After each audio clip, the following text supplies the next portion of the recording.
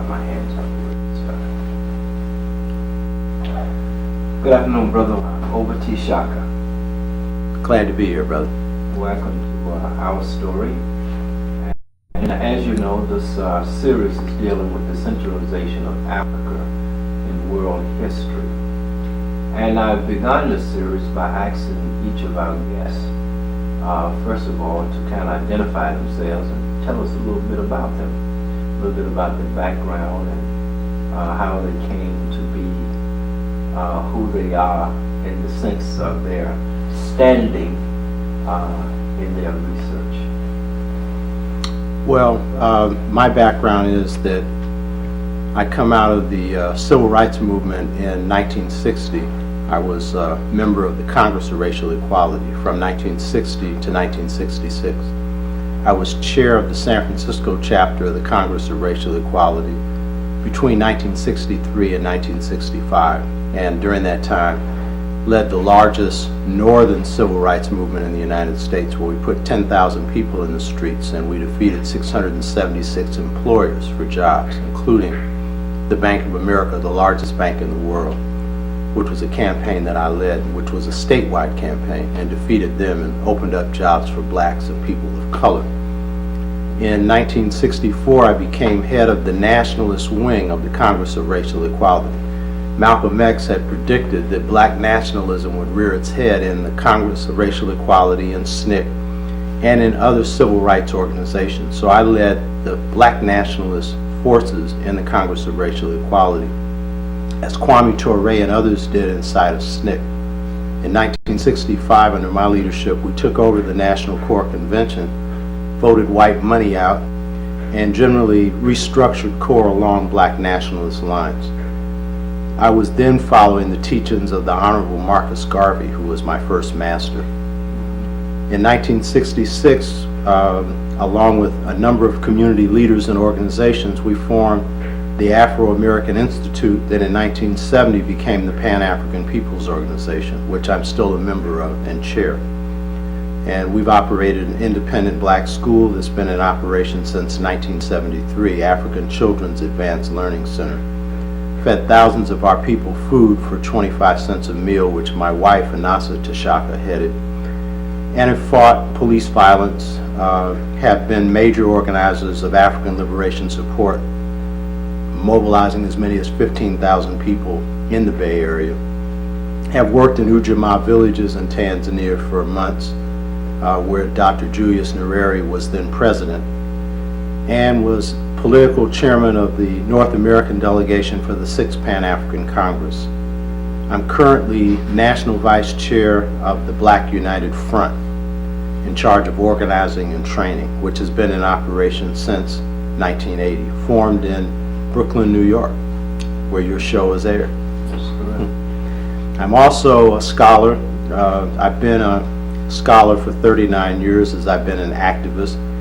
My scholarship comes out of activism. It's a result of being involved in our people's movement, and coming out of that, the people taught me many lessons, and one was who I am as an African and who my enemies are. And they also taught me that I need to go back and do my homework, because the Western education had made me largely useless to my people. So the struggle, both going into conflict with white supremacy and everyday black people, encouraged me to hit the books, and people like Malcolm X and others, who became my second master. And so over a course of 39 years, I've been engaged in historical study. I have mastery in ancient African history, African American history, African philosophy, African American popular culture, especially our music, African leadership and governance systems, and I'm currently working on a book on African mastery systems that reveal how African people have achieved mastery in all walks of life where we have achieved mastery, and African family paradigms. My book, Return to the African Mother Principle of Male and Female Equality, is a book that deals with African family models, or the model for African families, which before now hasn't been understood. I've written 4 books. The first is The Political Legacy of Malcolm X.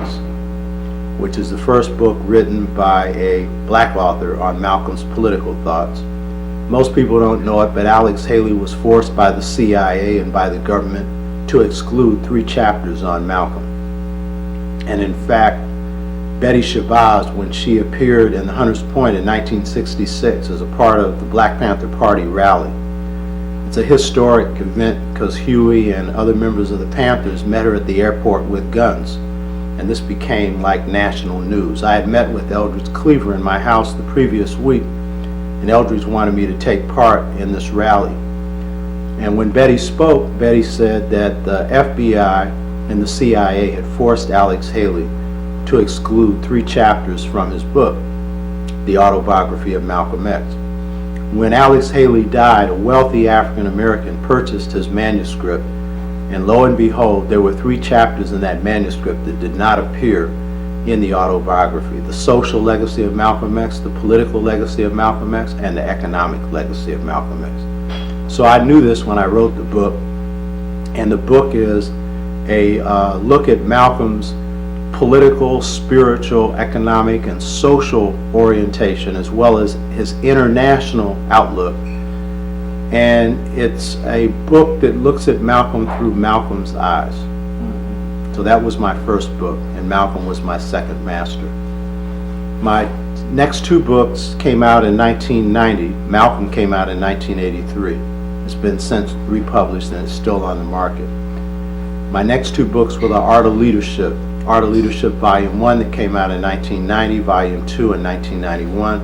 And these books are used in black seminaries, they're used in black studies departments, they're used in rites of passage programs, they're used by black youth and black adults. These are the only books in the world that deal with African and African American leadership systems, philosophies, and traditions, strategies, and tactics. This is not a book about great black leaders. This is a book about what is leadership in the African American context. The first volume is dealing with definitions of leadership, qualities of leadership, the state of our community, what can we do to improve it? How can we take cliques in black organizations and manage them? And how can we build economic programs in our community and also our own schools? The second volume, Volume 2, the first chapter, Chapter 11, is Free the Mind. And it's then, at the time I wrote the book, 30 years of experience in de-brainwashing black folks following Frantz Fanon's paths of consciousness described in Wretched of the Earth, in which he moves from assimilation to disturbance to black nationalism. This is a path that Africans who are brainwashed, that we've all been brainwashed in this society, have to go through. The Volume 2 also covers the basis of the black church and the way in which Judaism and Islam and Christianity were influenced by the mystery systems of Kemet. And then there's a major chapter on low-intensity operations, which explains the most sophisticated methods the government's using now to disrupt our organizations, and most blacks don't know about it. The book that I completed in 1994, the end of 1994, Return to the African Mother Principle of Male and Female Equality, is a major work. It's the most important work I've ever done, and it is designed to look at what were the basis, or what was the basis of the just societies of ancient Africa, and in what way did the worldview of African people or philosophies affect these just societies, and what was the connection between African American popular culture and classical culture, blues, spiritual, rhythm and blues, rap, black classical music, literature, art, science, leadership traditions, family tradition. How did this tie into African philosophy? And I show that they are both the same. And then, what's the basis for African families? I look at 14 ancient and traditional African family systems. Dr. Asa Hilliard, in reviewing the book, said it was the best empirical study done on family systems that he's read. And in there, I discover a paradigm or model for our families. I don't invent it, I discovered it. And it's the secret for us getting our act together, because everybody's progress in the world is based on them following the pattern of their family model. The way the family is run is the way the nation is run, when you're following your own family model. This book also looks at what's happened to us since the late 60s. Why has our culture and our families undergone more erosion between 1968 and 1999 than between 1619 and 1968?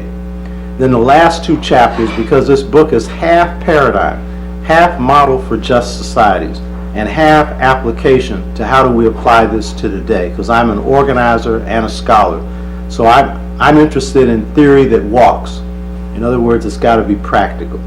And so the last two chapters look at how does the family model and the worldview or philosophy of African people, how can it be used to revitalize African American families and extended families today? How can it be used to strengthen our communities and organizations? And in the last chapter, I look at how can this family model, philosophy, and worldview be used to build governance systems in the African continent. And this chapter is 100 pages long, that will enable Africans to control their own minds and their own resources. And again, the family model provides the basis for this. I'm a tenured full professor at San Francisco State, where I've taught now for 27 years, where I also chaired Black Studies for 12 years. San Francisco State is the mothership of Black Studies in the United States. We are also right now the leading African-centered Black Studies department in the United States. They have attacked Leonard Jeffries' department at City College of New York and destroyed it. They've disrupted temples, and they're doing their best to undermine the Center for Inner City Studies, where many of our great scholars are, such as Jacob Carruthers and Anderson Thompson. They tried to destroy us, and they did not succeed, because we know how to fight as well as write. And as a consequence, we're able to bring Dr. Theophile Obenga in, and he's guiding us to the next level. We're getting ready to offer a joint PhD program with UC Berkeley and hopefully Temple. We base our discipline on African philosophy. We're the only Black Studies department in the country that does. We're now also preparing a master's program centered around African philosophy, ancient African history, and African American history. So in a nutshell, I'm a scholar and an activist, and my scholarship drives my activism, but my activism drives my scholarship. Thank you.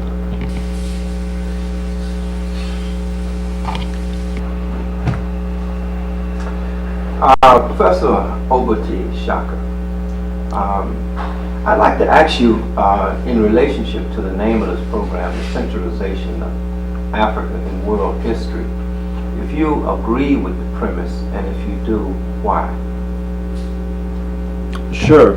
African people gave birth to humanity 3.5 million years ago, technically, with Lucy, who wasn't a human, but was the first human ancestor, and with the birth of Homo sapiens sapien 30 to 40,000 years ago. So all human beings have their origin in Africa.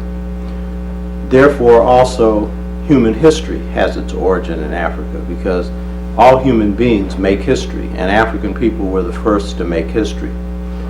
We gave birth to the world's first people, the Twa, who laid down many things for the world, including family, economic, spiritual, educational, social systems.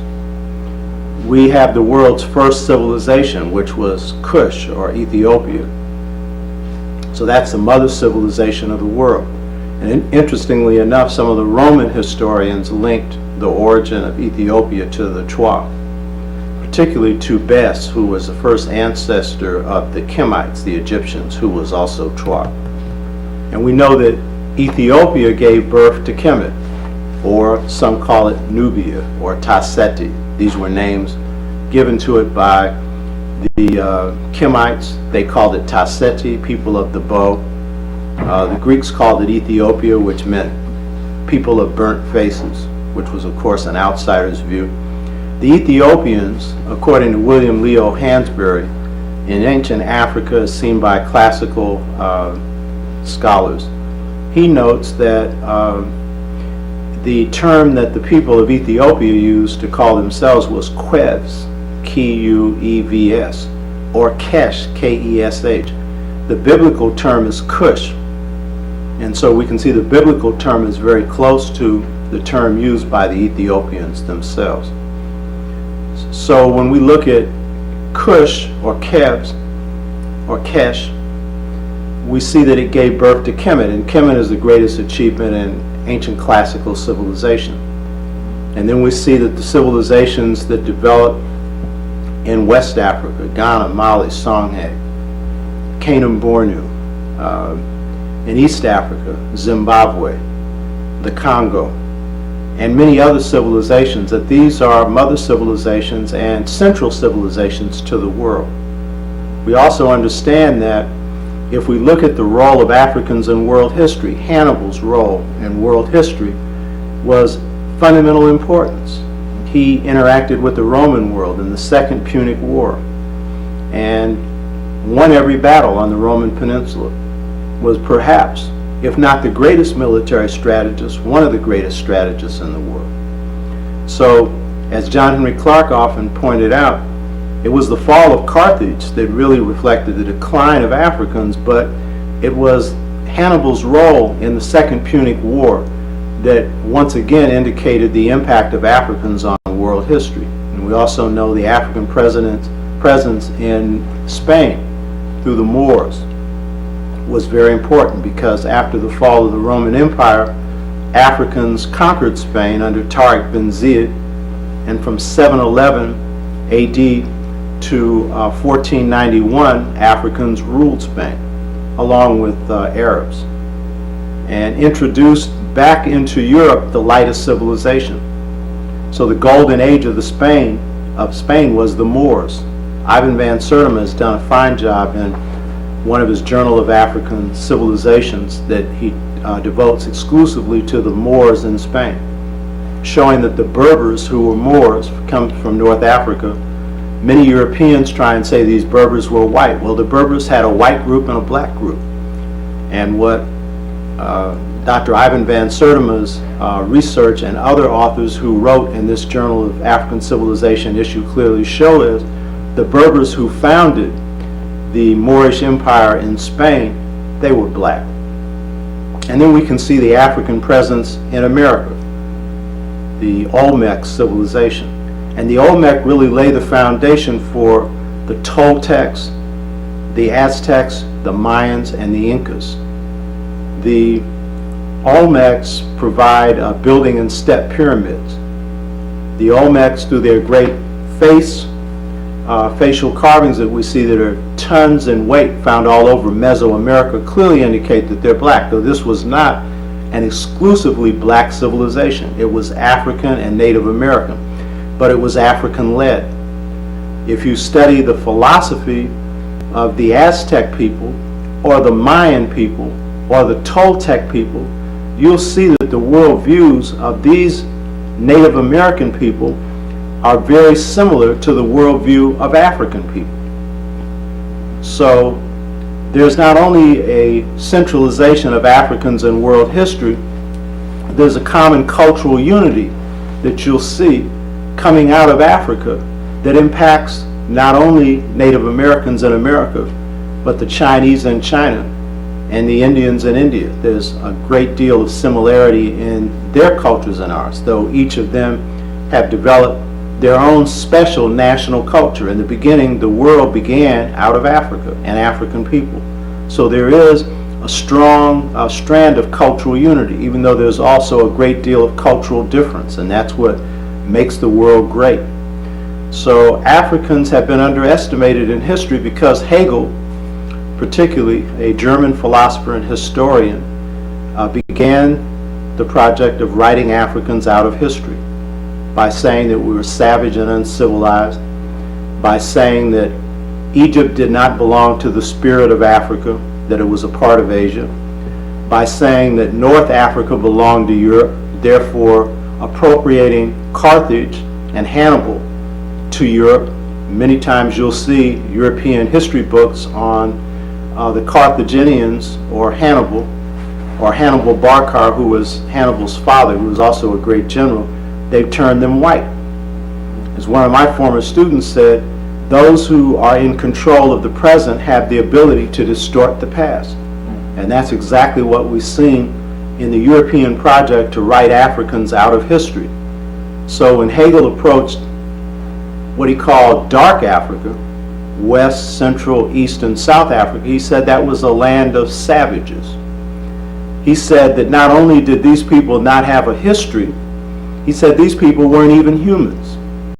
He said, let us have no sympathy for these people. So in fact, what Hegel did is carry out a genocide in the teaching of history. That is, he created a historicide. There was a basis for the menticide that Bobby Wright talks about in the school system that is the basis for genocide that was carried out through the slave trade with 100 million Africans, according to Du Bois in his book, Suppression of the African Slave Trade, dying in the Middle Passage, and countless millions of others dying since then. And the same attitude we see expressed in Jasper County in Texas, where a brother is dragged to his death until his body falls apart. It's an attitude that Europeans have had, that we aren't human. And so the centralization of Africans in world history is important for understanding that we gave birth to humanity. If that's so, and it is, clearly that's agreed by anthropologists, paleontologists, and everyone else, then there can't be any superior or inferior races. There's a centralization of Africans in world history, then that means that without Africa, there'd be no human race. If there's a centralization of Africans in world history, then we cannot understand the foundation of world civilization and world culture until we understand the mind, the spirit, and the soul of Africa. We're going to talk about that. I want to come back to that for a moment, but I think it would be important. I'd like to get this out of the way now. And you were defining for me yesterday, or interpreting European philosophy in the sense that their spiritual worldview goes back to a Greek kind of an understanding, symbolism, or understand how the world came into being and so forth. But I think it's very important for us to lay that down, and we'll drop back to that later, but I want to lay it down at the beginning and come back. And I know you don't want to deal with Europeans, but just do that one for me. Yes, see, I knew he had this smile on his face when he asked this question, because I told him I'm not interested in wasting a lot of time on Europe. See, we got to really look at who we are and where we're going. I'm a warrior, and I'm about being a part of the process of defeating Western oppression and Western supremacy. But I will deal with this briefly. The European mind, if you want to call it that, has its origin, in particularly the European worldview or philosophy, in a little-known European thinker. When I say little-known, he's not given much prominence in the West because in some ways they're ashamed of him. His name was Hesiod. He was a Greek sheep herder, and he was a poet. He was illiterate. And he gave voice to what was popular thought in the Greek world at that time.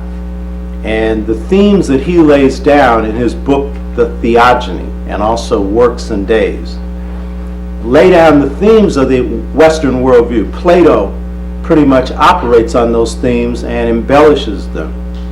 Hegel draws from these themes and also draws from Plato.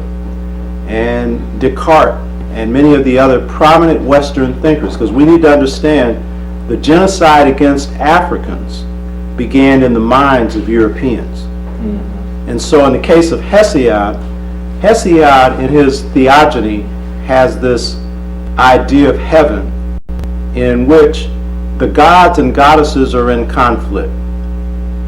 And the male gods and the female goddesses war with each other. And in most cases, the female goddesses went out, suggesting that there was conflict in Greek society and that women were oppressed by men, which was true. But also it's a theme of Western thought of conflict between male and female and masculine and feminine. And it's a disharmony that's fundamental to the Western worldview. It runs from Hesiod through the psychologists, Freud, to, just about all of their modern and ancient philosophers. So in his theogony, what he describes is the battles that occur between male gods and female goddesses, between their sons and daughters who sleep with each other, and then the daughters end up killing the sons.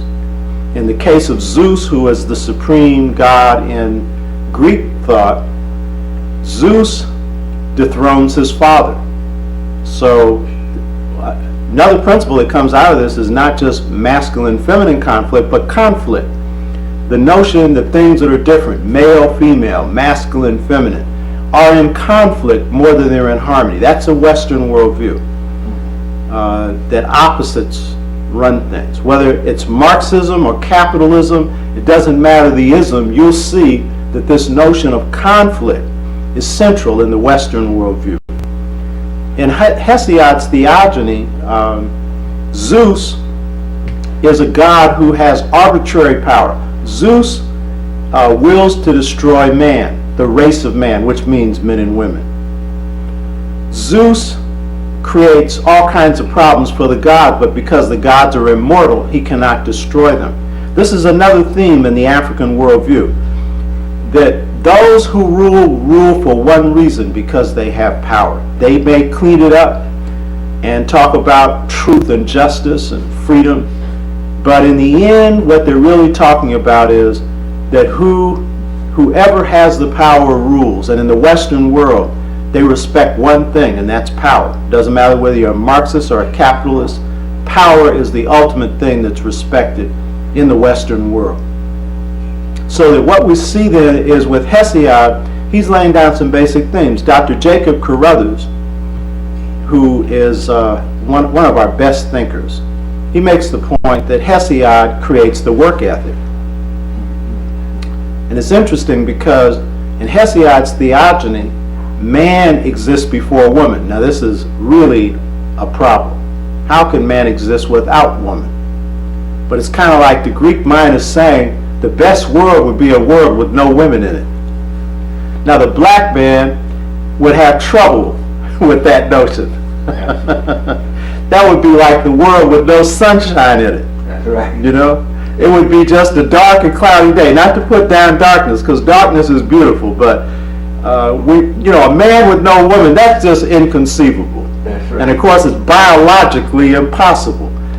But according to Hesiod and his theogony, and this was Greek belief, Zeus creates woman as a plague on man. See, again, conflict, male-female. And he creates Pandora.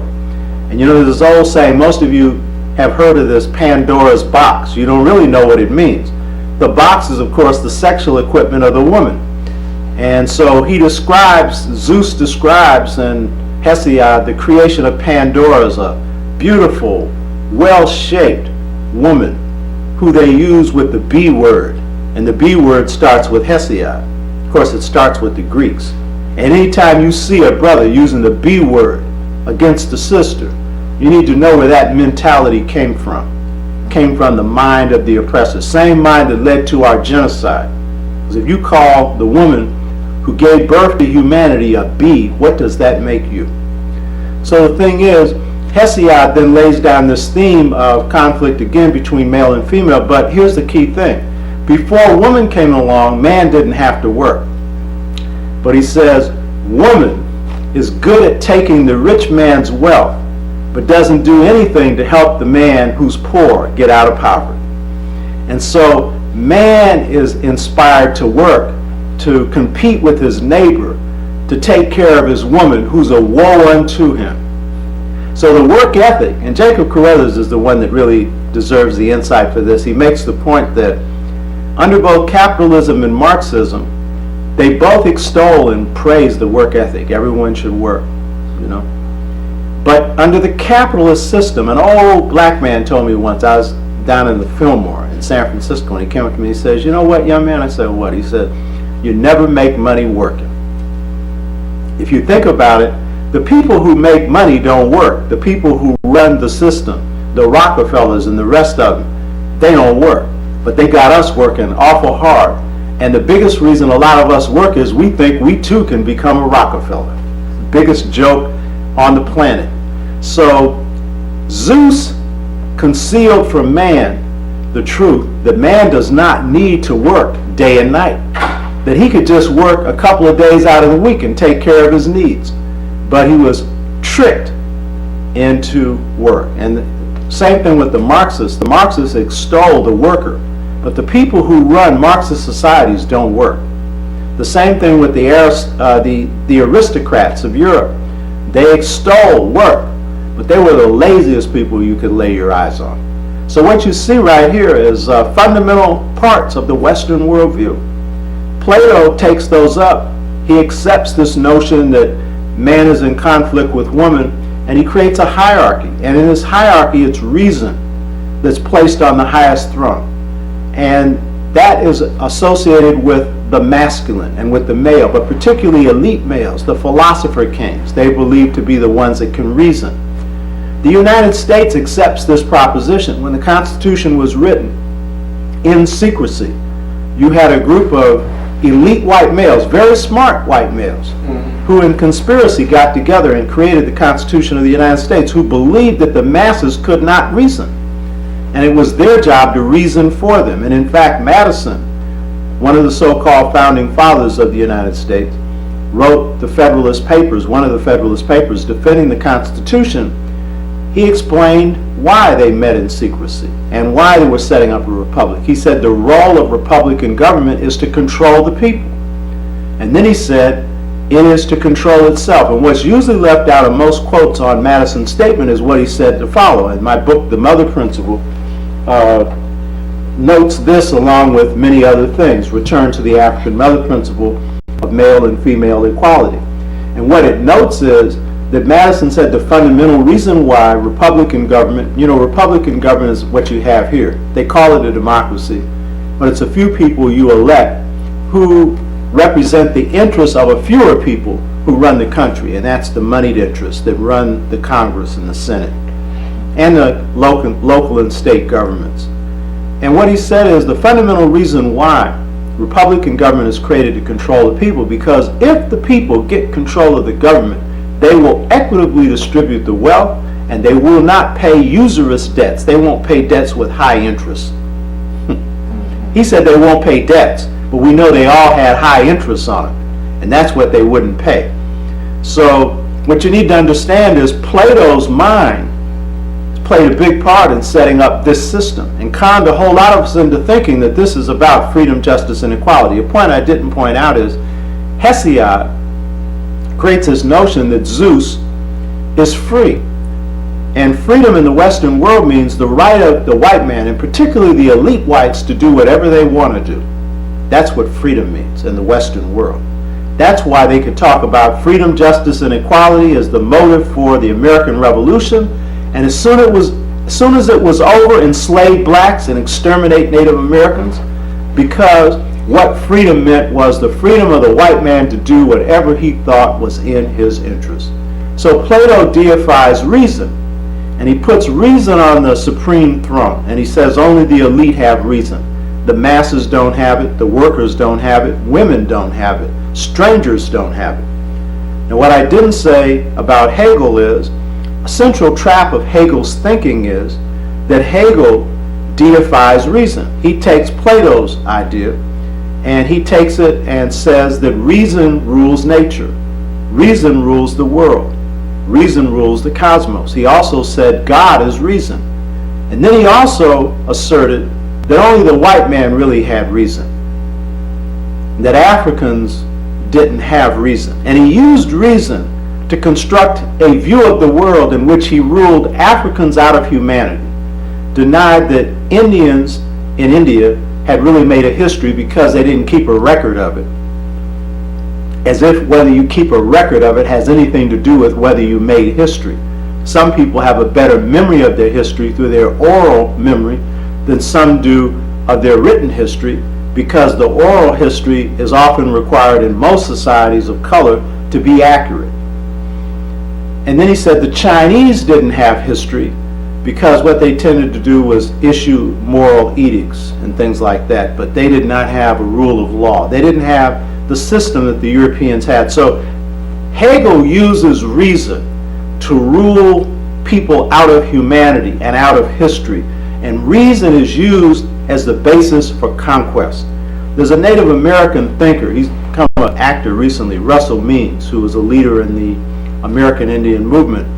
He gave a speech called Fighting Words on the Future of the Earth. It was in Mother Jones about 10 years ago, and it was a very profound thing. And one of the things he said was, reason was a curse. And what he meant was, he said the fox knows his enemy, but the European, operating purely on reason, denying intuition, denying spirituality, has less sense than a fox. So, in a nutshell, there's much more to the Western worldview, but this is the essence of it. It is a worldview in which reason is deified and intuition and spirituality is suspect. It's not only suspect, it's treated as a superstition, in which power is the fundamental thing, in which conquest and control becomes the motive force of Western man. There was a European historian, his name was Oswald Spengler.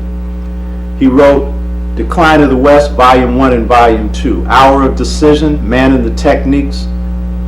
And in Decline of the West, he makes some very fundamental points.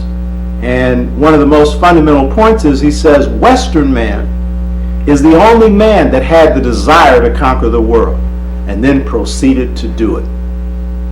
Their philosophy dictated it. So if we're to understand a people, we better understand their worldview. As Dr. Carruthers said, the Europeans really don't have a worldview. They have a ethnocentric view. They have a view of themselves which they've tried to impose on the world. But if we're to understand how they could engage in a destruction process, such as the one they've carried out against the world, then we have to understand their mind. Thank you very much. With that, I'd like for us to look back and begin to look at the first people, the first Homo sapiens sapiens. We're talking about Africa as a centralization of world history. You talked about the Twa as being the first Homo sapiens sapien that brought civilization and thought and principles and organization, etc., to the world. Tell us about it. Tell us all about the Twa. Okay, one of the things that I'm pointing out in the mother principle, return to the African mother principle of male and female equality, is that I look at Dr. Tshaka Diop's central premise, and it is that if we're to understand the greatness of ancient African civilization, then we must understand the greatness of ancient Kemet. And he says, for Kemet is to Africa as Greece was to Europe. That for Europeans, while the Greeks themselves drew much from Kemet and from Africa, that Western civilization can't really be understood without understanding its Greek connection. Now, the mother principle accepts this. You know, I recognize that Diop is perfectly correct, that ancient Kemet is the highest achievement in art and science and mathematics and literature, in medicine, in astronomy, in the various sciences and social sciences. They built the greatest architectural structures the world has ever seen. And we need to understand that, because it indicates the achievements that we did yesterday make it possible for even greater things that we can do today and tomorrow. Garvey made this point. It's true. The mother principle asserts, though, that while Dr. Tshaka Diop is correct, that just as it's important to understand the centrality of Kemet to African history, for you can't understand the greatness of ancient African history unless you understand the greatness of ancient Kemet, it is equally important that we understand the centrality of the people who gave birth to the foundation of civilization. Just as it's important to understand the 12th story of any building, it's even more important to understand its foundation, because without the foundation, there would be no structure. And so, the mother principle asserts that just as Kemet is central to understanding the greatness of ancient African civilization, the Twa are central in understanding the justness of African civilization. The Twa are essential in understanding the basis of African family formation, of which we know very little about in ancient Kemet, other than the families of royal families. The Twa are essential in understanding the governance systems of African societies, not only in the past, but today. The Twa are essential in understanding the spiritual, the initiatory systems, and what has been called the mystery systems. The Twa are also, because we're a musical people, though we're not just musical, but as Malcolm points out, music is mathematics. And there's a reason why brothers carry boom boxes around, because we like to have our music with us wherever we go. The Twa give birth to this notion of music, and music being spiritual. The Twa also give birth. Twa not only give birth to musical systems, they give birth to the oral tradition. And even in societies that gave birth to writing, such as ancient Ethiopia or Keb, and took writing to a high standard in ancient Kemet, the oral always was primary. The Twa give birth to the highest ethical standards in the world, and there's a secret reason why Africans, even at a time in which we're off balance and we've fallen far from the greatness we had achieved in classical antiquity, Africans are still the most honest people on the planet. So in a world that's unjust, as Malcolm X said, is as crooked as a pretzel, we need more than anything models of justice, because we come from a people that are extremely just, and we're out of harmony because we're walking out of our just path. We're walking in shoes that don't fit us anymore. We're behaving out of culture. We're doing things we never even conceived of doing before. So what is it that the Twa contributed?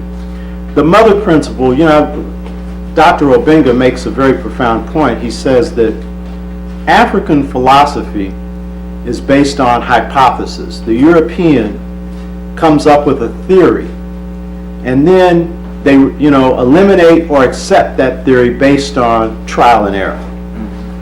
European science is based on hypotheses. Someone will come up with a theory and they'll say the universe began with the Big Bang, and then they'll proceed to look at the cosmos and see whether or not that actually happened.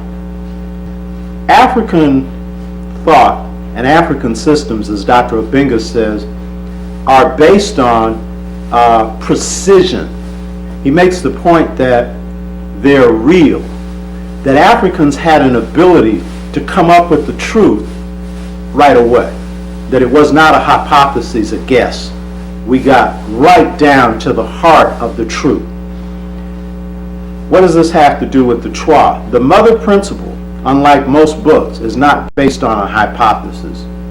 And most of our people have trouble understanding this because we have been conditioned in the Western frame. If we're scholars, then we're supposed to have a hypothesis, and then we're supposed to test that hypothesis and then draw conclusions. The mother principle is based on a vision. The reason that Africans could be so precise and accurate was that we combined technical understanding of astronomy, of the stellar system, of chemistry, of mathematics, with an intuitive understanding, with a spiritual insight. And with these two, we were able to come up with a pyramid that sat dead center on the planet, that's still standing today.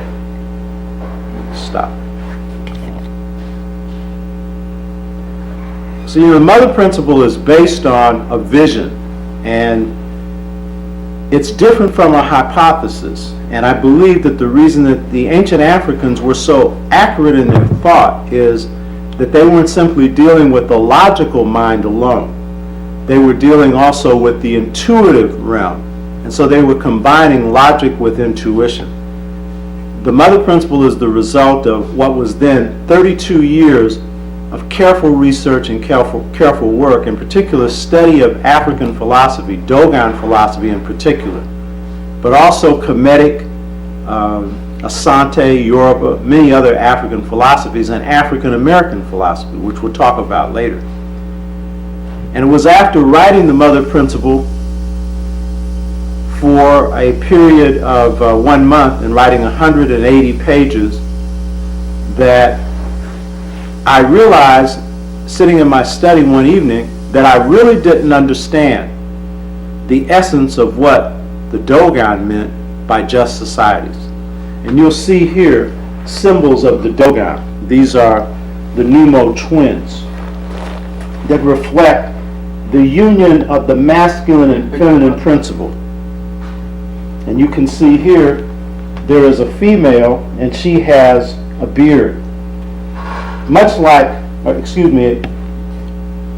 male who has a beard, but who has his chest extended like breasts, symbolic of the fact that there's the feminine principle within the masculine. And you have at the same time the female with the beard shaped the way the beard of a dead pharaoh is shaped, indicating that the authority for pharaohship or rulership came from the female. And you see the arm around the female indicating the cooperation of male and female. They're sitting on a slab which is the center of the sky. So it's saying that the masculine and feminine, male and female, are the central principles in the cosmos.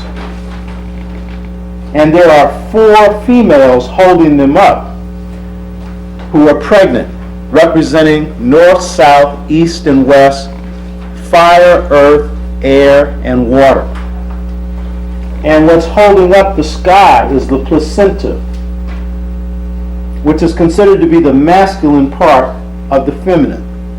So what we see here in a miniature is the philosophy of the Dogon. And it was through studying this philosophy that I began to write this book in 1990, Return to the African Mother Principle of Male and Female Equality. And after writing it for a month, 180 pages, I came to understand that I understood pieces, but I didn't understand the whole. And it was when I asked myself, what did the Dogon mean by just societies? Because the Twa represent the basis for just societies. And note, I wasn't looking at the Twa, I was looking at the Dogon.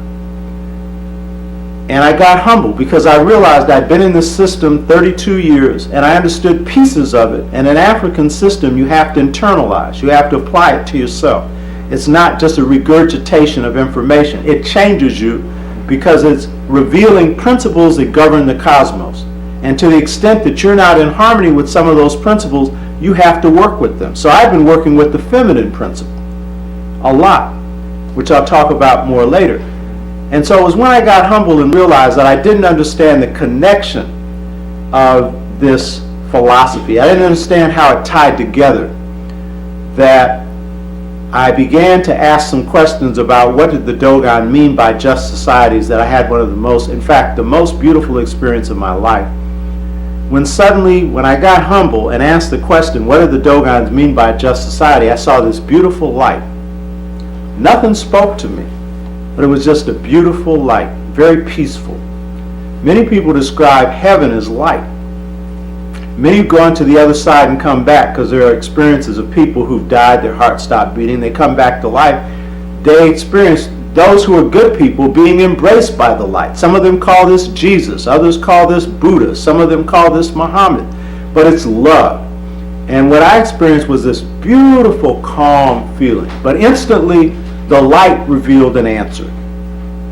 And this pointed me in the direction of the Twa, because that light said that the just societies of Africa were those where all the just males and females were equally empowered to govern every phase of society. And I knew instantly that was the Twa, the Batwa. What I didn't know at the time was the Dogon who I had been studying had displaced the Twa. So they had been influenced by the Twa. Though there are some things in their symbolism that's Kemetic, fundamentally their system is a male-female, masculine-feminine, spiritual material system. Very Twa-like. And so I was humbled. I knew the ancestors had given me something so simple that if I relied on the Hesiod, particularly Hegel, Plato, rational mind alone, I would have never got it, because the logical mind looks for complexity. Just societies have got to be elaborate. But just societies are just made up of males and females. And so what the vision said was that the just societies of Africa were those where all the males and females were equally empowered to govern every phase of society. And so I stopped writing for 2 years, and I began to look at things differently. I knew it was accurate, but now I had to go and do my homework in a different way and throw those 180 pages in the garbage can. But it was a beautiful feeling, because as a warrior, I've been fighting for just society, as Africans have for hundreds of years in the United States and around the world. And the ancestors had given me a simple key, fundamental key. So what did this have to do with the Twa? Well, I knew this was the Twa, because among the Twa, there are no rich nor poor, no leaders nor followers, and no slaves. Everyone's free. I knew that. I said, Twa, that's them. And then I realized what the ancestors had given me. They gave me the foundation. They're the first people. But see, the ancients all understand. Europeans think first people most backward, cave-like, all this. Africans and Easterners understand first people are the ones closest to God. Therefore, they're the most just.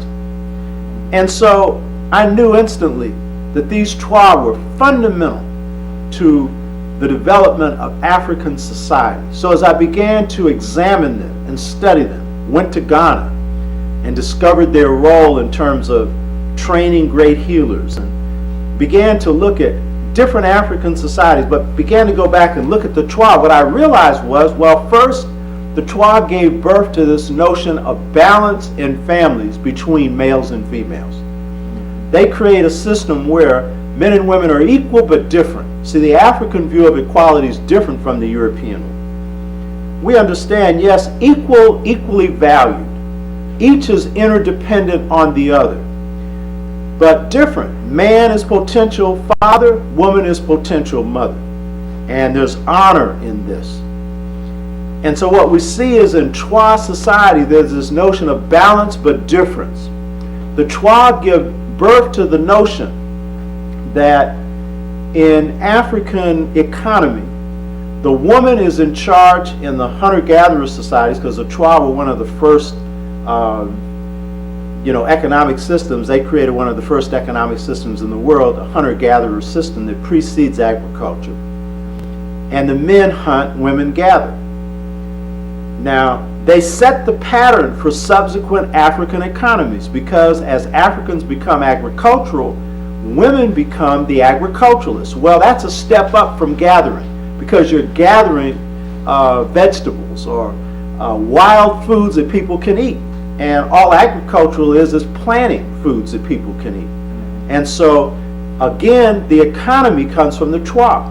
And throughout traditional Africa, and Dr. Diop noted this as well, men were hunters. They were also cattle tenders.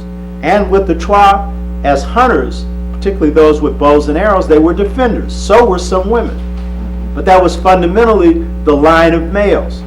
So what we saw is that family economy comes from the Twa. To this day in Africa, Africans are being fed by African women who are the primary agriculturalists. And they have been pushed out of the global economy. And men have been marginalized and pushed into the cities to try and make money to take care of their families. The African man has been marginalized all over the world, meaning being pushed out of the family. And this is a recent phenomenon for Africans in the West. The African family model provided by the Twa is the key for getting our males back into the family, getting productive males that can begin to again contribute to the family unit. And I'll come to that later. So the thing is, the Twa gives birth to family systems because it's a system in which men and women have an equal say-so. The Twa give birth to the principle that the government are the people. Now, this is crucial. The West talks this talk, but they don't walk this walk. You know, a government by the people, for the people, and of the people. And we all know it's a government of money, for money, and through money. And it's a few rich white males that run this system. Right now, if you're looking at the contest for president, it's who has the most money that determines who will probably be elected to office. And if not the most, a lot.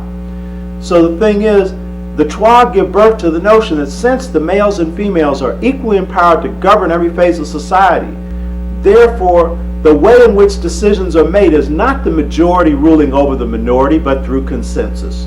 The African way of decision making is consensus. Africa is in trouble today because you have military dictatorships using the gun to dictate to Africa. You have now, with this domination of the United States of the world economy, political parties, and in Nigeria they have a Republican and Democratic Party, you know, two animals, both of which, you know, run people who represent the same interests. What you find is that Africa is in a position where consensus is not the method for making decisions. It's a few dictating to the many, not even the majority dictating to the minority. But that's not the African way, because when you put everybody's ideas in the pot, and as an organizer, I've used consensus for 39 years, and it works. You just have to be patient. You have to take your time. You have to listen to people. You have to respect their views, and you really have to respect elders, because in African systems of consensus, and it starts with the Twa elders preside over the hunting band's decision. Everybody has a say-so, and in the end, it's the decision of the whole group, not the majority, but the whole group. So the Twa give birth to this. The Twa give birth to the highest ethical systems known in the world. Among the Twa, there are no rich and poor. The simple reason, because they give birth to communalism, to this notion of sharing. That if you're an elder, you were a hunter, you brought life into the world, so when the men hunt, they come back from the hunting band, the men are in charge of distributing the meat, but they must distribute it equitably. And they must use a complementary principle, so the male hunter will give the first piece of meat to the wife's family. So the thing is, sharing comes through the Twa, but this high standard of honesty. There are no murderers among the Twa, no robbers. They're not perfect. When they do wrong, they're banned from the hunting band for a while. But they established the highest standards of ethics, and they didn't have to call it ethics. They lived this. One reason is they're the only people on the planet who have only one view of God, and that is that God's all good. Every African philosophy I've studied portrays God as positive and negative, not because the creators of that system believed that God was positive and negative, but because on the lower level, people only understand God based on their experience. So they will portray God as positive and negative, more positive than negative, because people couldn't understand something all good. The only people who can really understand something all good are pretty close to it themselves. And so the Twa have this notion of an absolutely good God and creator. And they established the stamp of Africans being spiritual. Because the Twa, everything is spiritual. The Twa were defined by the Greeks as the Gnomi people, G-N-O-M-E, the people of wisdom. And they also called them Gignoskians, the keeper of mysteries. The Twa are the initiators into the healing systems of the world. They're the greatest healers on the planet. When I was in Ghana in 1990, after I had this vision, I hooked up with Leonard and Rosalind Jeffries in Kumasi. Wade Nobles was also a part of their party. And one night we were in a hotel staying in Kumasi. Leonard Jeffries brought in the greatest healer in Ghana, an Asantewa, she Queen Mother. And I ran up to my room and got a tape recorder, went back down and taped what she had to say. Wade Nobles also taped her. And she told this story, and it was interesting because I had come to Ghana to find this, and here I am, accidentally, because Leonard didn't notify us that she was coming. I was just lucky to be in the hotel. And here's this woman who's going to bring me back to these little people. And so she says that she was born of a priest who was a father.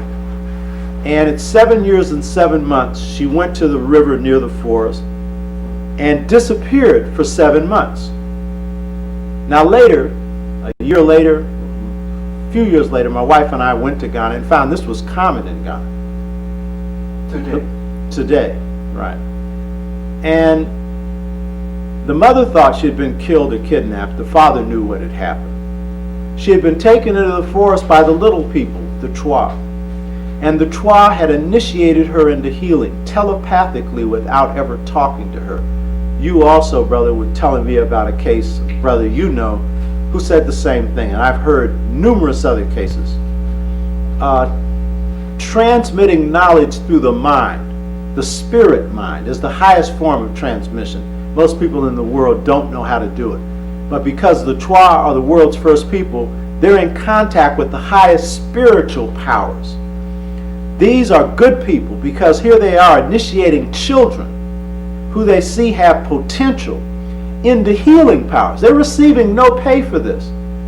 They have more skill than the greatest medical schools have. This sister has the power to go into a trance, and her spirit diagnoses a person's illness. And she has the special power to heal nervous disorder. We know about people who can heal with hands and different things. We have a power inside ourselves. All of us do. But the Twa know how to tap it. So they're the initiators of mystery systems that the Kemites talk about. That's why the Greeks referred to them as gignoskian, because they were the keeper of the mysteries, the highest knowledge. They give birth to the notion that the oral is primary. See, a lot of us are ashamed to say this because we're in a written culture, so we got to prove that we have writing. Well, we gave birth to writing. End of discussion. The Ethiopians were the first ones to write. They gave birth to the written system of Kemet. And there were many inter-African civilizations that wrote, but every one of them valued the spoken word above the written. Jacob Carruthers said that the language of ancient Kemet was a walking, talking, doing word because they wrote the way we speak. Black writers, see, because we be more African than we know, we most often write the way we speak. Toni Morrison's writings are driving and moving because she has this, what they call the orality in the literature. James Baldwin, the same thing. He wrote the way a preacher preaches because he came out of the Baptist church, you know.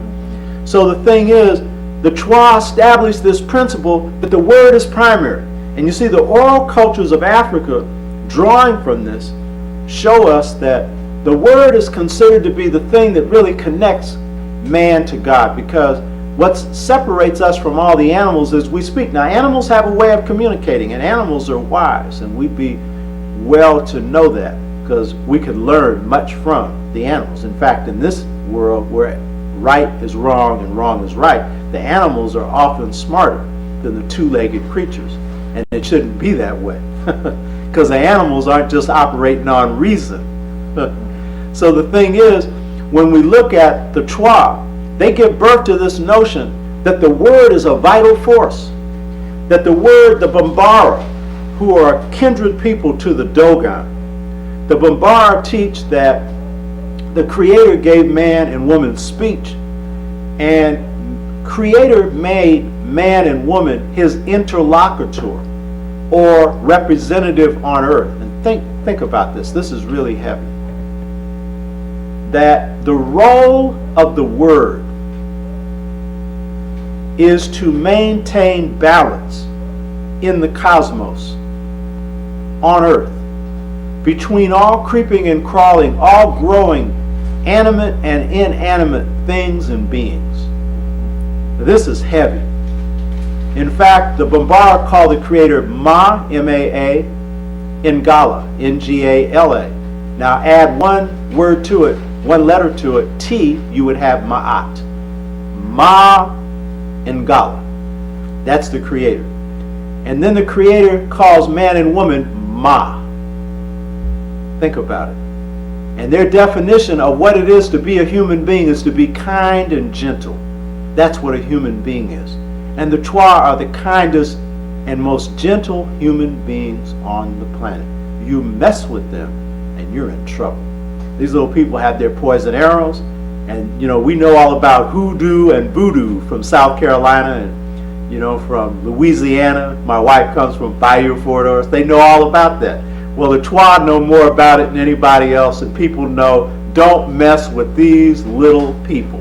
But they are the most just people walking and talking. So if we're to understand the greatness of Kemet, all of the great achievements it made, the greatness of Ghana, of Mali, of Songhay, of Zimbabwe, of the great civilizations, we need to understand the foundation people that gave birth to this. In Kemet, the great ethical notion was Ma'at. Harmony, truth, justice, balance, right order. Righteousness, uprightness, regularity, steadfastness. As Dr. Obenga likes to say, reality. Genuineness. See, it's much more than harmony, truth, balance, right order, and justice. It's much more. And the Kemites said that Ma'at was the order of heaven. They said that it was the rudder of heaven, the part of the ship that gives direction. In this case, the invisible direction of the cosmos is Ma'at. It follows harmony, truth, justice, balance, right order. That's why the Bambara would say a human being is kind and gentle. It's the way of the cosmos. To be warlike is to go against the cosmos. And then they said Ma'at is the beam of earth, the central part of a building, the foundation. Now, the Twa give birth to this in that they walked it. They talked it. They lived it. They didn't have to theorize it. And this is the thing to understand. When you create societies and have to create laws, such as Ma'at, it's an indication that the people in that society have departed from it. Therefore, they need the laws. The Twa practiced these principles, and they needed no formal formulation, codification in law books, because it was in their heart, it was in their speech, it was in their walk, it was in their talk. So the Twa give birth to this notion of justice and balance, and they set the standard for subsequent African societies. Now, what we see from the Twa, Dr. Chancellor Williams wrote two great works. One was Destruction of Black Civilization. The other was Rebirth of African Civilization. Rebirth was his greatest work. Most people haven't read it. Black Classics Press has reprinted it. You should get it. Read that book. Read both of them. But Rebirth was done in Ghana in the 50s under the supervision of Kwame Nkrumah. He allowed Dr. Chancellor Williams to come in and do his research. He interviewed thousands of Ghanaians on what would be the best form of government, the end of colonialism. And the conclusions he reached are very Twa-like, and I'll come back to them. But the thing is, in his book, Destruction of African Civilization, he said the birthplace of democracy were the classless age-grade societies. These are societies in which there are no chiefs or queens, that the people run them themselves and they have age grades. There are adult children who are in one group, and they basically play tin cattle. Then there are teenagers. They're in another group. They get initiated into manhood, and they take care of some responsibilities in the village. They are being prepared to become warriors. Then there's the age of warriorhood, who supervises the adolescents in their initiation. And they protect the society. They're also cattle tenders, and they're hunters. And then there's elders, and they're the ones that preside over the councils of the whole people. And they make recommendations, but all the males and females have the equal power to make the decision, which is Twa-based. Then you have the senior elders, and the senior elders become like the judicial officials. They preside over disputes where judgment is required, court cases. And then there are the elders from their 80s on, and they're usually retired because there's fear that they may become senile. But the point is, classless age-grade societies are governed through these age grades. The whole people have to say so in any village decision, but through going through these different classes, you have the opportunity to participate in every phase of the society if you live long enough and if you're just. So what we see is the Twa are the first, they're hunter-gatherer. What's really different about the classless age-grade societies is that they're agricultural. And so this is the beginning of agrarian societies. That's a step up or a step later from the hunter-gatherer societies. And by the way, hunter-gatherer societies still exist. There are Twa in the forest of Africa. There are Twa in the Kalahari Desert. Now, classless age-grade societies are also larger than the hunter-gatherer. The hunter-gatherer are smaller. Another thing I didn't say about the Twa give birth to the notion that the governance unit is an extended family, because Twa hunter-gatherer bands, hunting bands, are families. And what you'll find is, both in the classless age-grade societies and later in the kingly-queenly societies, what you have are extended family or lineage systems. We call ours extended family, but in Africa the lineage is people from a common ancestor, common bloodline, real large, aunts, uncles, relatives, grandparents, parents, all of these, and they have elected officers. So it's a structure. It's the first level of government in African societies. And we'll see they draw from Twa principles. But the point is, Twa societies are small, they're hunter-gatherer, but they're family-based. Classless age-grade societies are larger. They're also family-based, and like the Twa, they have no kings and queens. Like the Twa, they have elders who preside over consensus decisions. And like the Twa, they have a male-female complementariness. For example, in my book, in looking at 14 ancient African family systems, one group I looked at was Afrikbo Igbo. The Igbo come from Nigeria and different parts of West Africa. Many of the Igbo people do not have kings. Some do. Many of them do not. Afrikbo Igbo, who also come from a classless age-grade society, they take the Twa principle of governance and they apply it to their systems. And in their societies, the male, the father, gives the last name to all male children. The mother's last name goes to all female children. This is called twin unilineal. In other words, there's two lines, each called unilineal, one line, but it's two, twin. And so what happens in the Afrikbo Igbo society is the whole society is based on a male-female complementariness and balance, which has a Twa basis to it. And so among the Afrikbo Igbo, the men build part of a house, the women build part of the house. The men have a place where they fish, the women have a place where they fish. The men are basket weavers, they weave a certain type of basket. The women are basket weavers, they weave a certain type of basket. So at every phase of Afrikbo Igbo society, what you see is an attempt to have a balance between male and female, which comes from this vision of the just society where all just males and females are equally empowered to govern every phase of society. Chancellor Williams makes the point that it's the classless age-grade societies that give birth to democracy. He's wrong about that. It was the Twa hunter-gatherer societies, but he's right to this extent that they were certainly the successors and the carriers of this tradition. So we need to understand something. Africans gave birth to democracy. See, if you look at Kemet, you're going to miss this because they had a royal system, a pharaonic system, where a person inherited their position by being born in a certain line, married to their sister. But we need to understand that African culture has this democracy thing to it. That the Twa gave birth to democracy without calling it that. Just as they gave birth to religion without calling it that. Just as they gave birth to a society in which you had this balance between males and females, but they didn't philosophize about that. They lived that. We need to understand that the African American, one of the keys to getting our act together, the African on the continent, is to understand that we need to empower our whole people.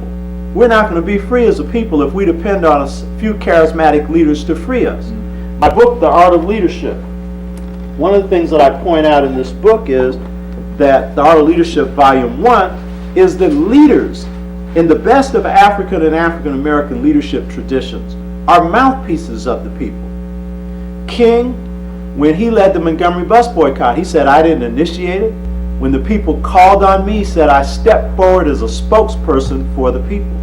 Malcolm X never compromised in his speech and in his actions. And in that sense, he was a spokesperson for black people. And so the Twa give birth to this.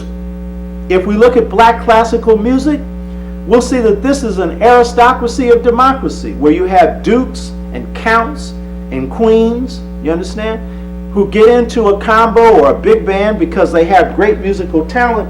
But when they get to playing, they're improvising. And there's no government in charge because everyone's free to have their say-so. It's an aristocracy of democracy.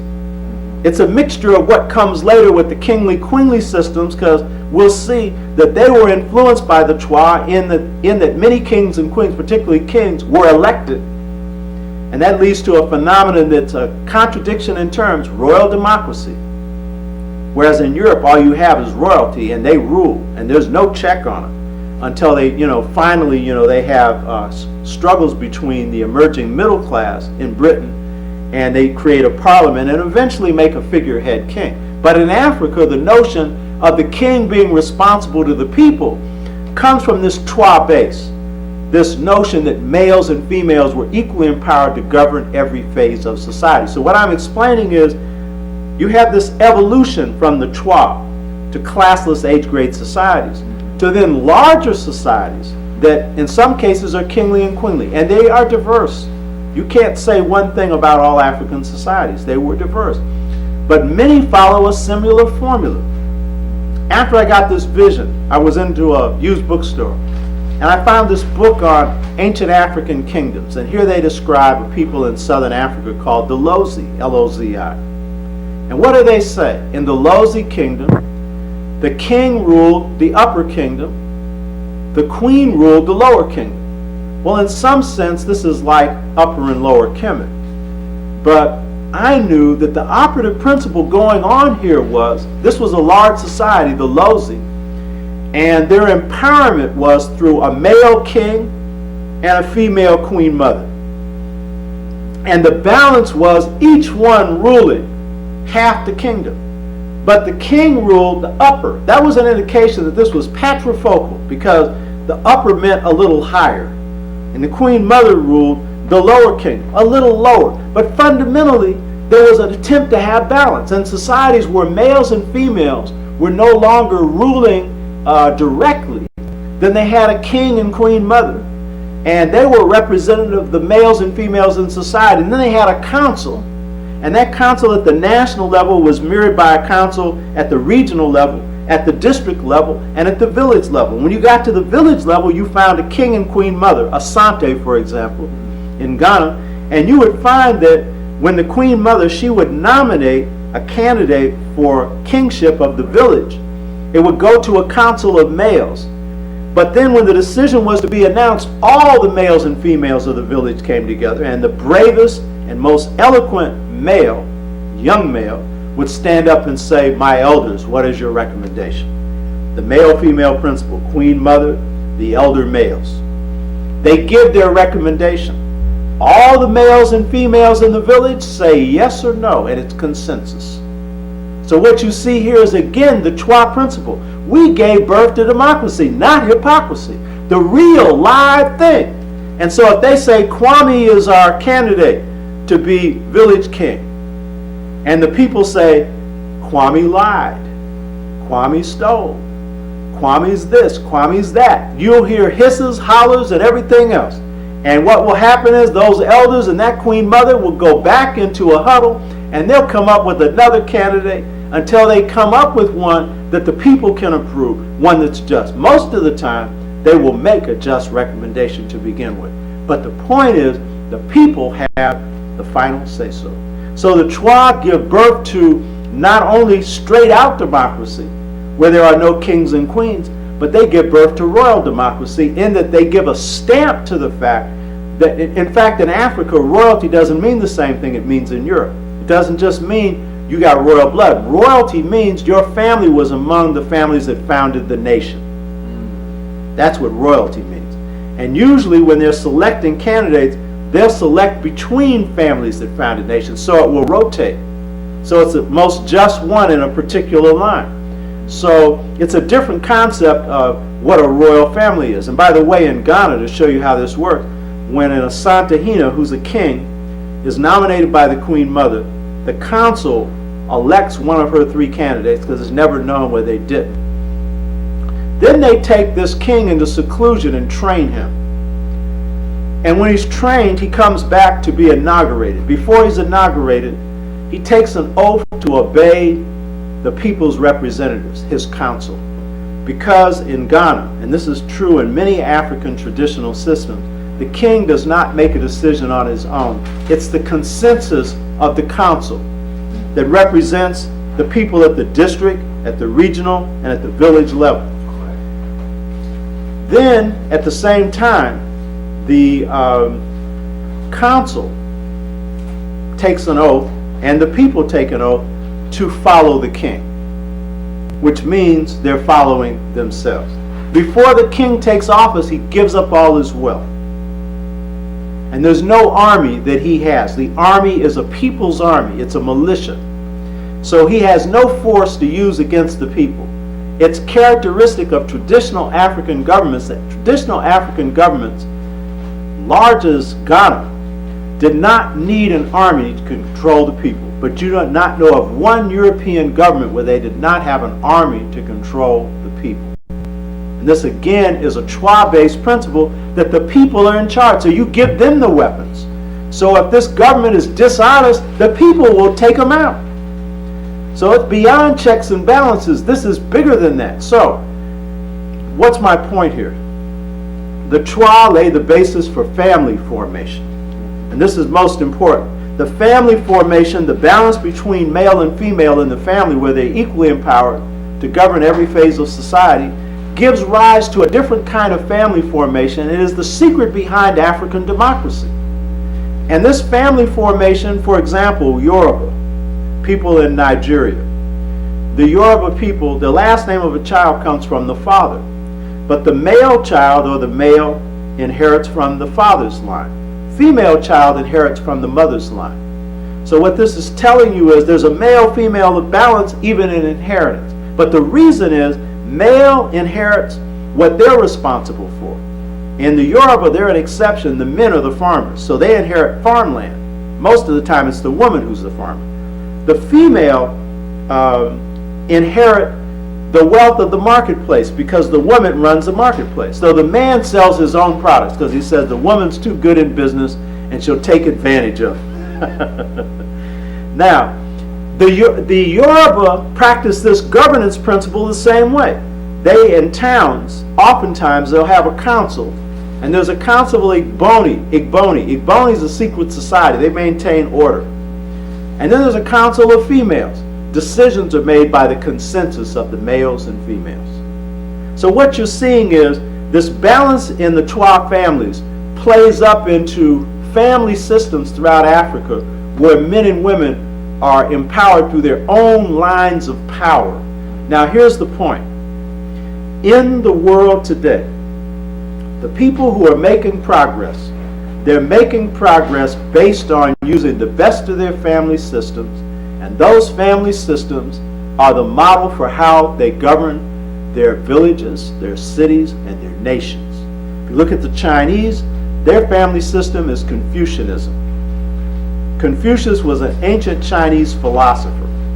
Confucianism isn't what most people think.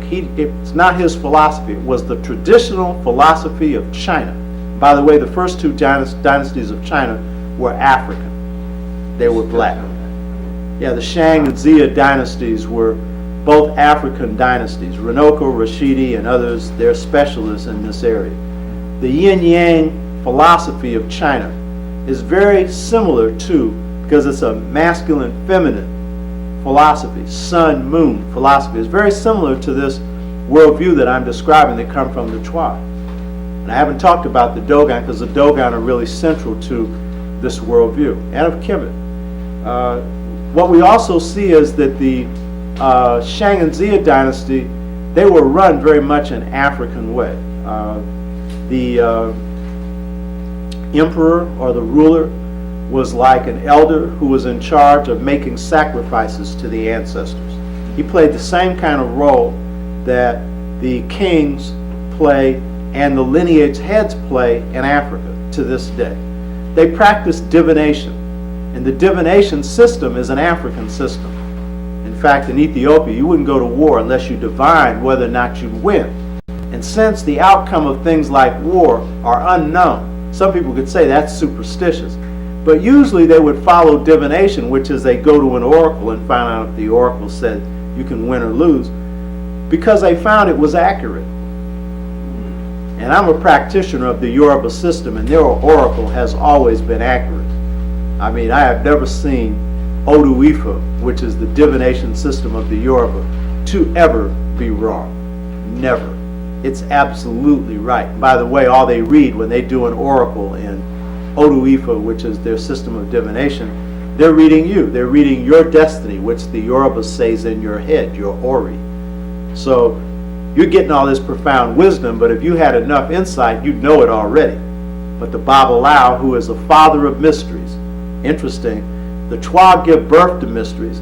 Kemet has the highest mystery systems we know about, though I bet you the Twa are the highest. And then you have these priests who are fathers of mysteries. And what they're fathoming is your destiny, your life purpose. So if we look at the Twa, what we're seeing is that they are laying the foundation for global society. And through the Africans they give birth to, so you see the civilization of China.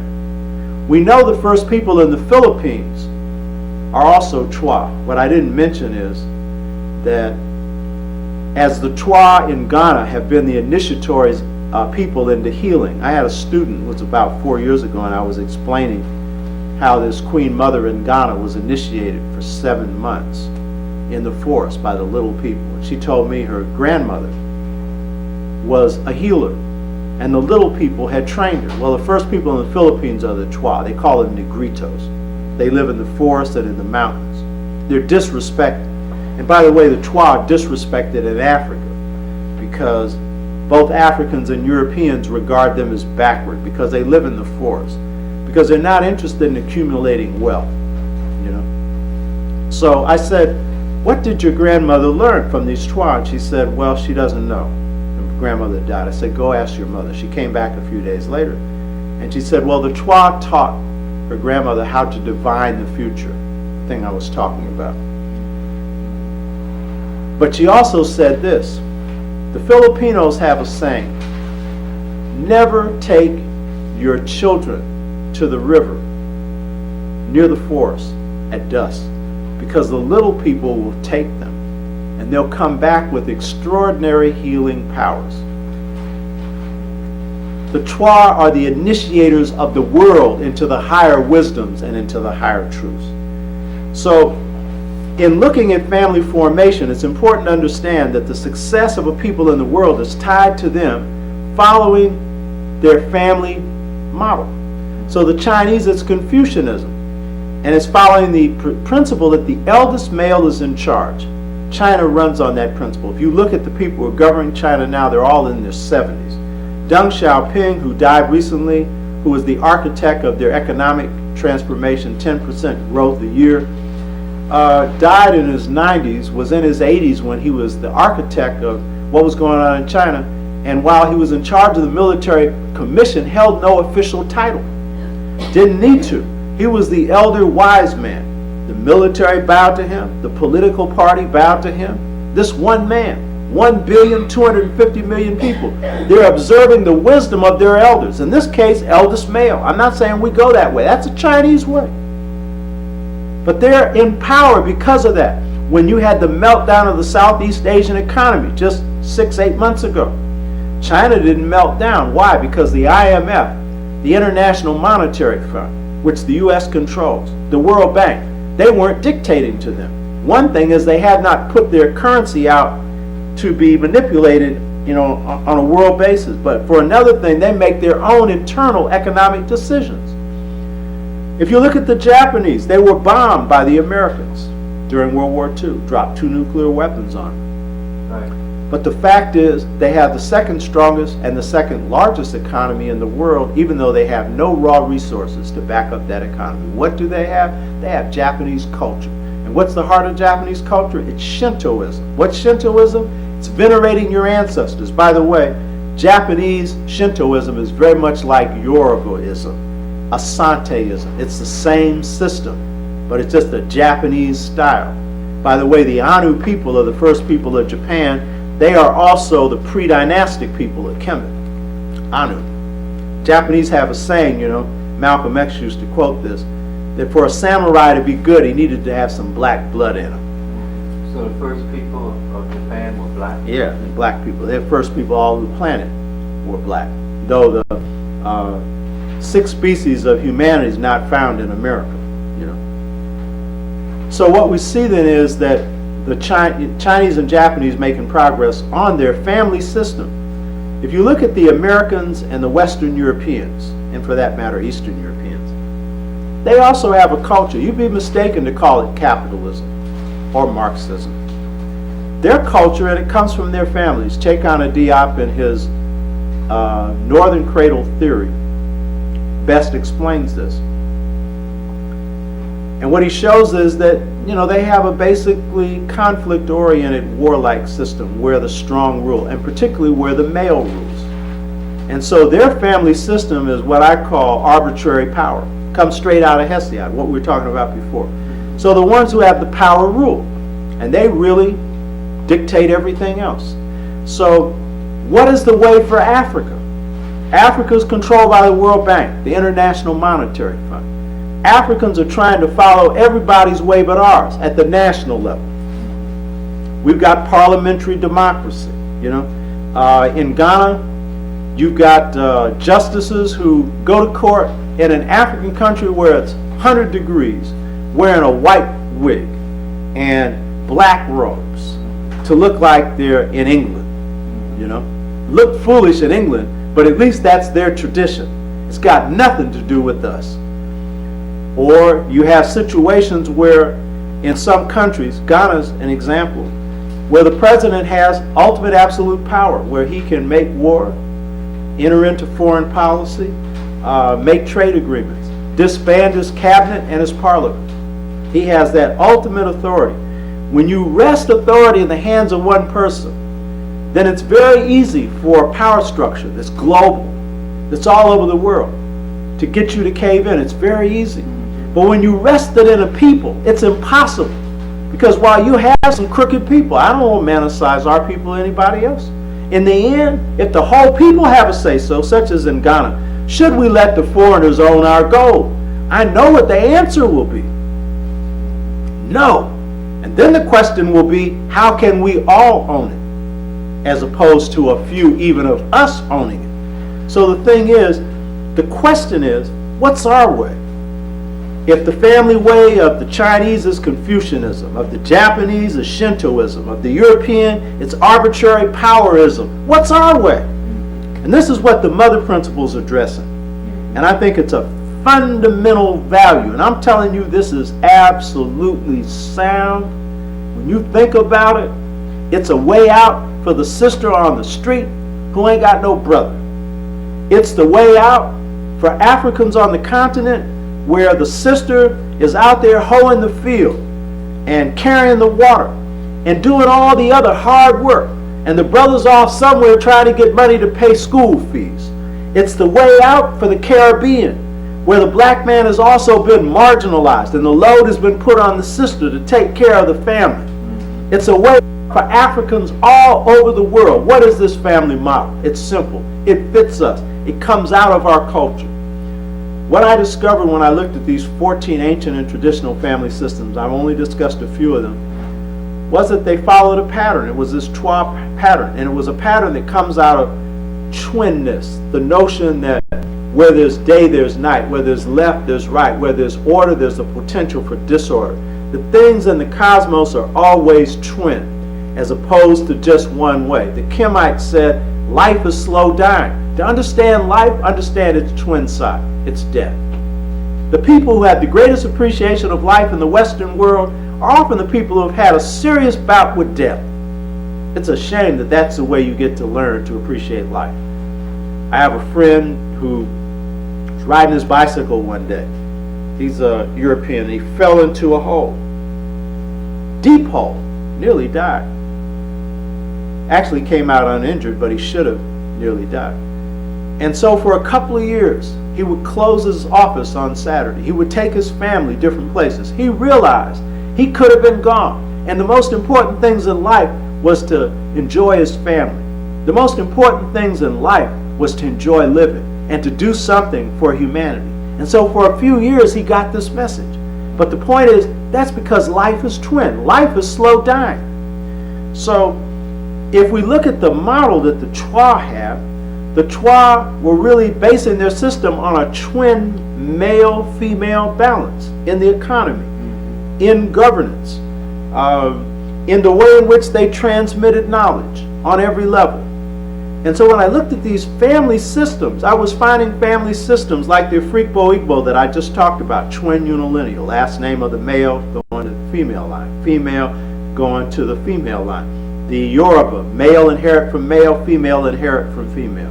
The Swazi, which I haven't mentioned, queen mother who's the elephant, the king who's the lion, king who's chief of the army, queen mother who has the army headquartered in her palace, which is larger than the king's palace, king who has the highest court, queen mother who has the highest court of appeal, king who's the rain, and the queen mother the earth on which the rain falls. So what you see here is this male-female thing running through family systems, running through governance systems. It led me to conclude, I said, you know what? When you talk about our model, our way out, it's not matriarchy. It's not women ruling by themselves. It's wrong to say that most African families were matriarchal. And in fact, that's a label they stick on black women who usually don't have a man in the house. They'll say they're matriarchs. No, a matriarchal society is where women rule everybody, males and females, everybody. Black woman who's usually in that position is alone. That does not make it a matriarch. Now, Africa had a few matriarchs. Societies ruled by women, but very few. And when I looked at our family systems, I said, they don't really fit patriarchy, which is a European and an Asian model, where men rule alone. And I said, matrilineal doesn't really describe what's going on either, because in many family situations, matrilineal means your last name comes from your mother. In many family situations, the woman keeps her last name, the man keeps his last name, right down to today. That's a common practice in Africa, you know. And then, you know, I thought, well, you know, if you look at the dowry systems in Africa, you have a system where someone gives up some wealth when they marry. In Asia, it's always the weaker party. In Europe, it's always the weaker party. It's the female's family. They give up dowry. That's why in China, they kill female children. Also in India, that's why they kill female children. If you got 5 girls, you ain't got enough money to give up for marrying all those 5. So instead, at birth, they practice infanticide, you know. But in Africa, I found this, and Diop was wrong on this, because Diop said the inferior party, the one joining the marriage, in other words, in Europe, the female who's joining the man's family, whose last name will be given to the children, her family gives dowry. But I found in every African family system I've studied, and I've studied many more since this book, in every one the man's family paid dowry, and in 1 or 2, men and women paid dowry. But in most cases it was the man, because again the twin principle was being confirmed, that the man's family was affirming the centrality of the woman as the life giver. The masculine was affirming the centrality of the feminine. So it was a balance going on. And also, if the last name came from the male, they were guaranteeing that if a divorce took place, the children would go to the male's family. Because in Africa, the most important thing in marriage is children. You hear me? And for everybody, it should be children. Love's important, but those children are central. So again, I'm seeing this twin thing. You know, at every point I'm looking at it, this twin thing. And so I realized the African way is not the way of one side, only male ruling, or the other side, only female ruling. It's like Kwame Armah said in his book, 2000 Seasons. He said, the African way is reciprocity. It's balance.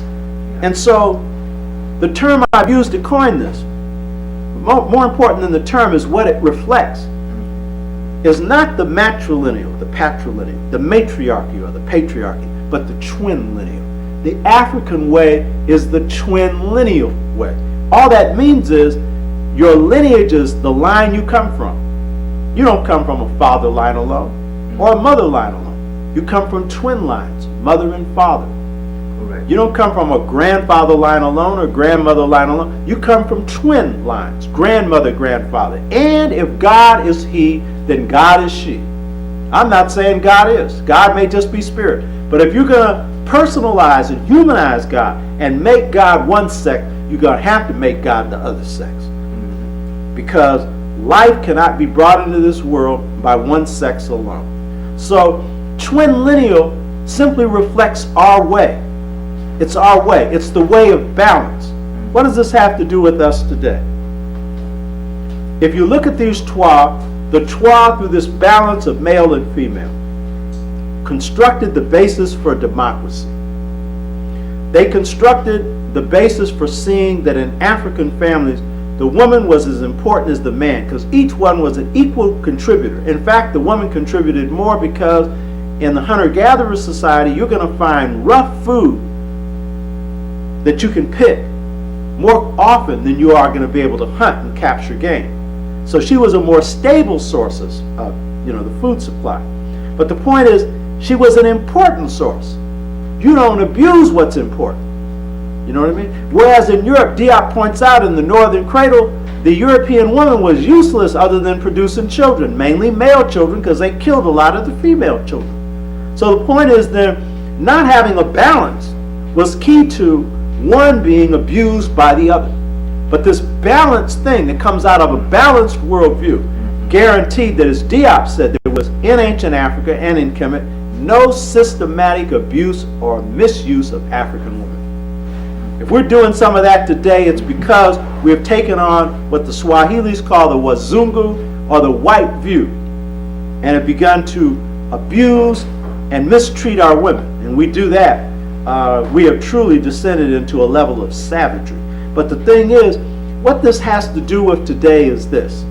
Just as the Chinese are making progress on Confucianism and the Japanese are making progress on Shintoism and the Americans and Europeans are making progress on will to powerism, we're only going to make progress when we apply to our lives that system that fits us. And we be a people that don't like hierarchy over us. We be a people that don't like people telling us what to do. We are people that like to have a say-so in what we do. And given that, the model for our family, the one that can begin to be used to bring males back into the household, is this twin lineal model. You say, how does it work when a sister is running the household? Well, number one, the twin lineal model recognizes that inside the feminine is the masculine. Brothers will tell you when they're being raised by their mothers and sisters too, that she's both mother and father. So there's an interim period where that's going to happen. It's happening right now. Sister's doing a pretty good job. But what we need to do as brothers is help them out. And we need to be doing our rites of passage duties. You know, we need to be coming in there and being extended fathers for these young boys and these young girls. We don't have to sleep with the ladies to do that unless they happen to be our sole and only girlfriend. Y'all get the point. Sole and only girlfriend. We need to recreate extended family communities. That doesn't cost any money.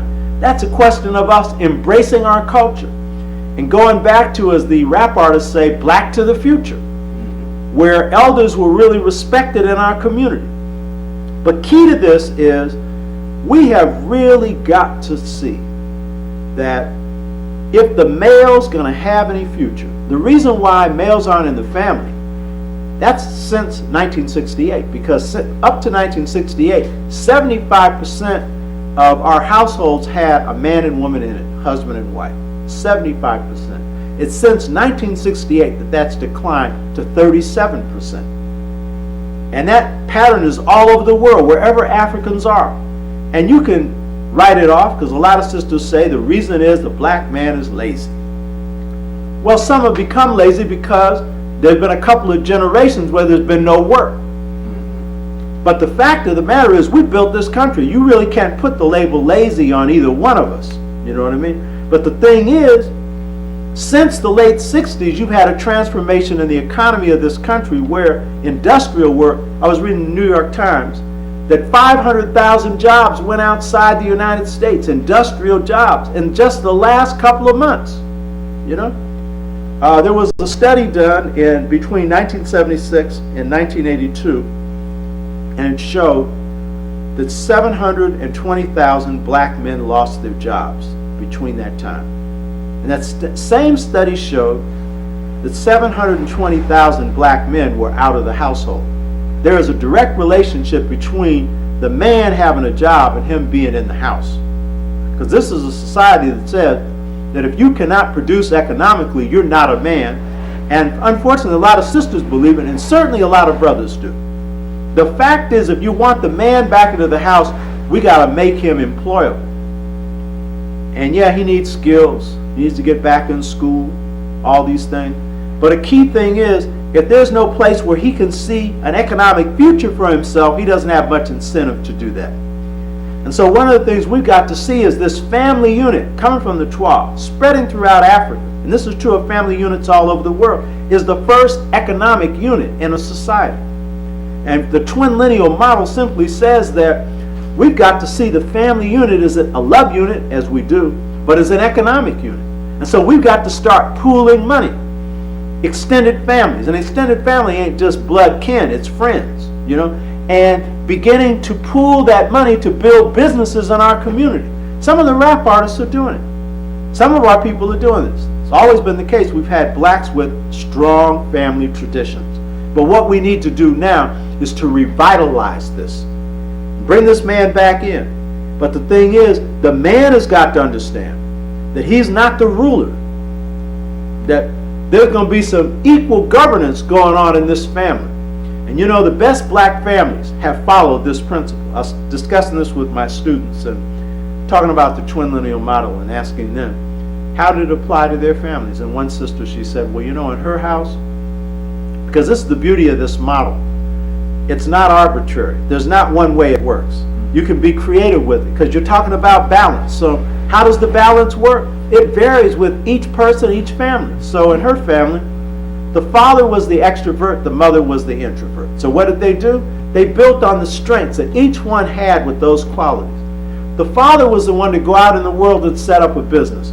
The mother was the one that helped interact with him on planning, kept the records, and banked the money. Typical of the black woman. The brother was the one who would organize the people in the family to work, but the mother laid out the work duties. You know what I mean? So this is a twin lineal model going on here. You know what I mean? Or I had a friend who used to be chair of Buffer, which is the local Oakland chapter of the Black United Front, Mr. Oscar Wright. He's in his middle 70s now. He's a multimillionaire. You never know. He lives in the heart of the black community. He's a builder. Owns real estate all over the United States. And when I was explaining this before the book was published, we had a retreat of the Black United Front in my house, and I was explaining the book. And so at lunch, Mr. Wright sat down. He says, oh yeah, I understand that. He said, this is the way it worked in my family. When we got married, we sat down at the table, and what we said was, you be in charge of what you're strong at, I'll be in charge of what I'm strong at. And what Mr. Wright was strong at was making money.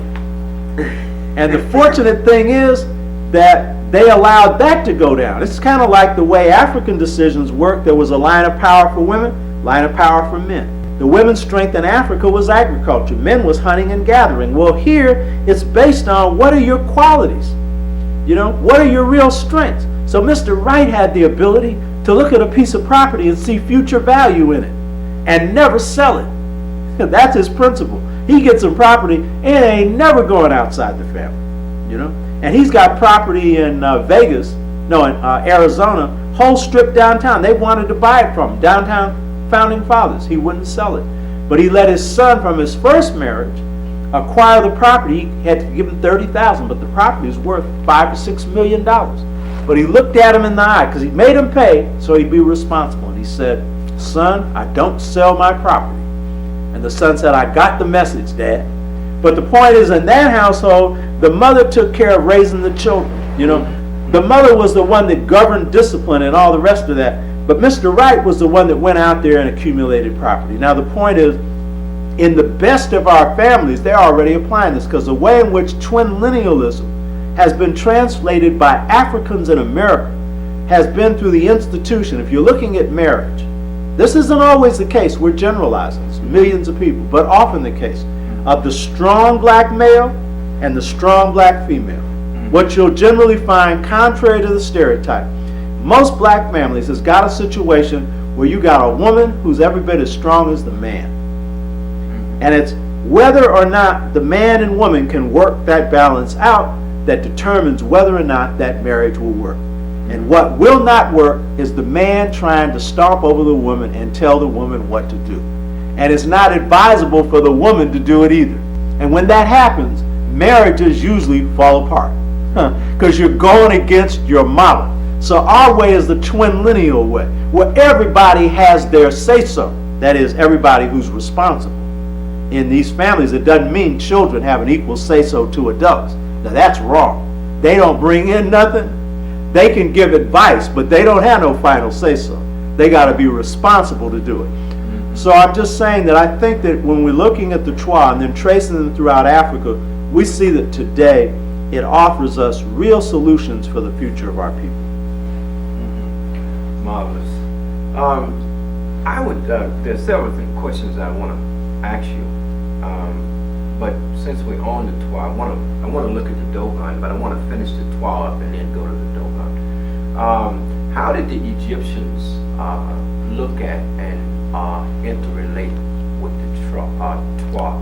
Is there any correlation between the systems and the principles, and especially those principles that are eternal with the Egyptians and the Twa? Well, you know, the Kemites held the Twa in the highest regard. There's one account where a pharaoh sends an expedition into inner Africa, and the head of the expedition, who's representing the pharaoh, writes back, sends an emissary who tells the pharaoh that he has a Twa. They have a Twa. And so the pharaoh sends back a message, and the message is that he desires to see this Twa more than all the wealth in his kingdom. That he wants to see the little ones who dance the dance of the gods. And that he held them in higher regard than anyone else. Protect them, bring them to my court so that I can see them. So what this is telling you is that the Kemites, who treated a lot of people who were not Kemetic as barbarians, held them in the highest regard. One reason is the Kemites said their origin was at the mountain of the moon. That is the origin of the Twa. The Twa, come into being near the mountain of the moon. The mountain of the moon is modern-day Mount Kilimanjaro, which is not in Kenya, it's in Tanzania. The oldest finds of hominids, of Homo sapiens sapiens, are the Twa. Many of them found there, as well as in Ethiopia, as well as in southern Africa, but most of them in East Africa. So the Kemites held the Twa in such high regards because they knew they were their first ancestors. The first ancestor in the Egyptian book of coming forth by the day is Bes. And Bes is Twa. It's a little tiny pigment, so-called pigment. Europeans call them pigments, but they're Twa. So they understood that these were the first ancestors. As I've noted already, the Twa had the highest ethical system on the planet. They don't just teach a high ethical system, they live the highest ethical system. So that they serve as certainly a model of Ma'at.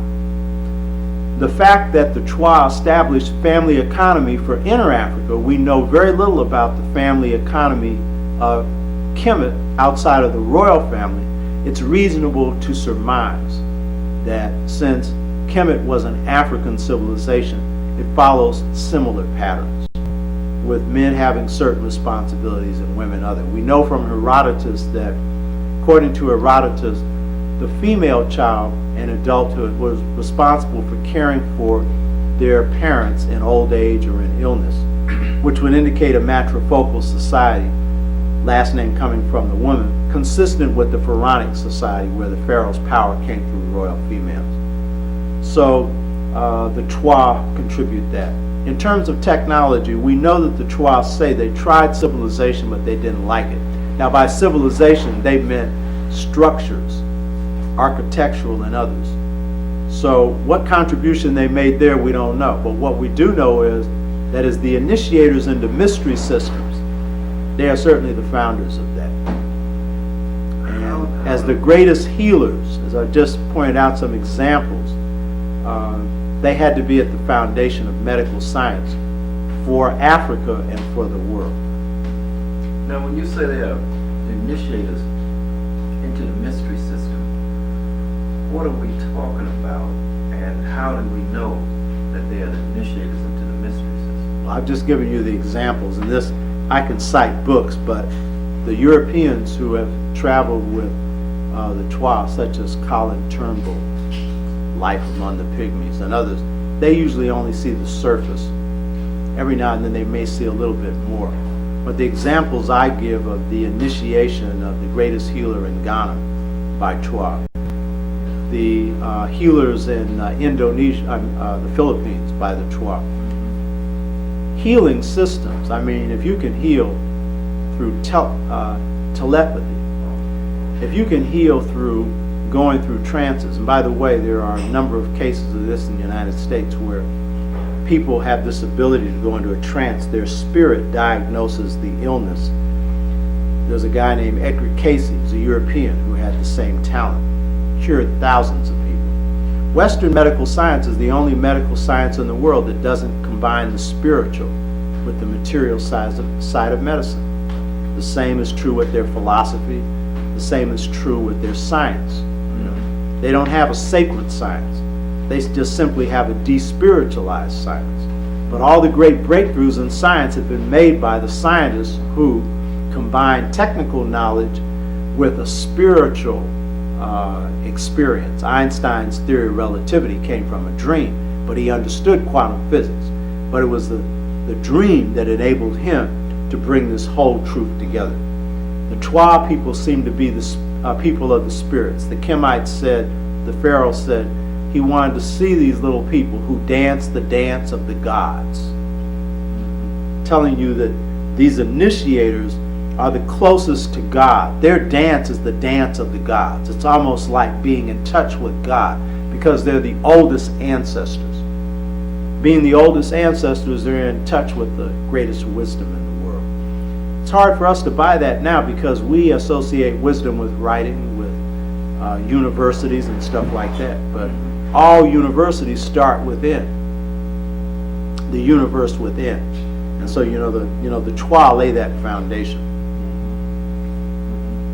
Then some of the things that you have mentioned in terms of the Twa being able to communicate through mental telepathy, I'm just trying to get a picture of an ancient people and change the view that Europeans have given us of primitive people, because they would have you believe that primitive people did not have any real wisdom, and they did not have great technology or great insight into the sciences and the arts.